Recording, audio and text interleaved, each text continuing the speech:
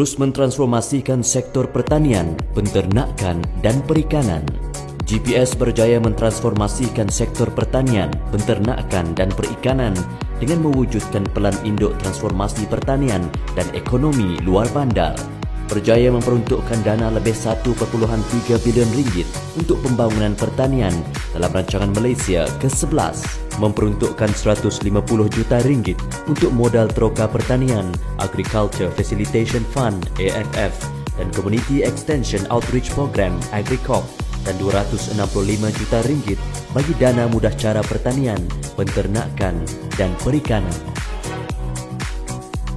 Memperuntukkan lebih 110 juta ringgit dalam rancangan Malaysia ke-11 bagi membangunkan kawasan pengeluaran makanan seperti Food Basket Development Area, Taman Kekal Pengeluaran Makanan TKPM dan Agropark. Berjaya meningkatkan pendapatan rakyat di kawasan luar bandar melalui pengomersialan sektor pertanian. Memperuntukkan lebih 170 juta ringgit dalam rancangan Malaysia ke-11 bagi membangunkan infrastruktur pertanian seperti pusat pengumpulan, pemprosesan dan pengukusan produk pertanian CPPC, jalan ladang, infrastruktur pengairan dan saliran. Berjaya melaksanakan aplikasi teknologi Internet of Things IoT dalam projek pertanian. Meningkatkan nilai ekspor produk pertanian, penternakan dan perikanan ke pasaran antarabangsa dari 9 bilion ringgit pada tahun 2015 kepada 11 bilion ringgit pada tahun 2019. Memberi bantuan kewangan berjumlah RM300 sebulan untuk setiap nelayan bagi tempoh 5 bulan dan bantuan peralatan nelayan melalui bantuan musim tengkujuh nelayan BMTN dan bantuan input peralatan perikanan nelayan BIPPN kepada 5,592 nelayan berlesen sejak 2019 dengan peruntukan lebih 21 juta ringgit. Melaksanakan projek Tukun Tiruan Reef Balls di sepanjang perairan Sarawak dari Tanjung Datu ke Lawas dengan peruntukan berjumlah 70 juta ringgit. Sebanyak 12,900 tukun tiruan telah dilabuhkan sehingga Oktober 2021 bagi meningkatkan hasil dan pendapatan nelayan Sarawak. Memperkasakan Pertubuhan Peladang Negeri Sarawak PPNS dengan menyediakan peruntukan khas berjumlah 10 juta ringgit dan kesemua 28 Pertubuhan Peladang Kawasan PPK bertujuan untuk menambah baik dan memantapkan struktur pemasaran. Demi rakyat, GPS akan terus memperkasakan sektor tanaman, penternakan, perikanan dan industri asas tani bagi membantu golongan petani, penternak, nelayan dan usahawan tani meningkatkan pendapatan dan taraf hidup. Memperhebatkan pembangunan kawasan pengeluaran makanan sedia ada dan baru seperti Food Basket Development Area, Agropark dan Taman Kekal Pengeluaran Makanan TKPM.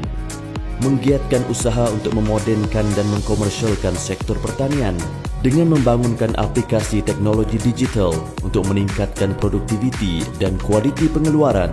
Mewujudkan Precision Farming Park yang dilengkapi dengan teknologi IoT di setiap bahagian di Sarawak.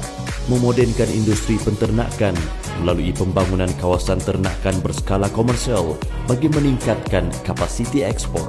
Membangunkan Special Aquaculture Industrial Zone SAIZ bagi meningkatkan ekspor hasil aquakultur. Membantu penternak ikan dalam bentuk infrastruktur asas, benih dan makanan ikan serta peralatan. Menyediakan modal teroka pertanian Sarawak Agro Fund. Menjadikan sistem tagang sebagai tapak agro pelancongan. Memperkasakan kapasiti Pertubuhan Peladang Negeri Sarawak PPNS dan Pertubuhan Peladang Kawasan PPK ke arah mewujudkan komuniti petani berpendapatan tinggi. Membantu meningkatkan produktiviti petani dan mengurangkan kos pengeluaran melalui subsidi benih padi, baja, insentif pengeluaran, program pengembangan, latihan dan khidmat sokongan serta nasihat teknikal. Menambah program pemulihan dan naik taraf infrastruktur ladang seperti skim pengairan dan saliran. Membina 500 km jalan ladang di seluruh Sarawak dengan kos 57 juta ringgit di bawah rancangan Malaysia ke-12. Memberi latihan kemahiran, bantuan modal kewangan dan nasihat teknikal bagi meningkatkan kapasiti dan kapabiliti usahawan tani. Memberi bantuan khas baja kepada pekebun kecil kelapa sawit dan lada untuk mengurangkan beban petani dan meningkatkan produktiviti. meningkatkan keberkesanan pemasaran hasil pertanian dan mempromosikan produk-produk pertanian di peringkat domestik dan global ke arah mencapai matlamat menjadi pengekspor bersih makanan menjelang 2030.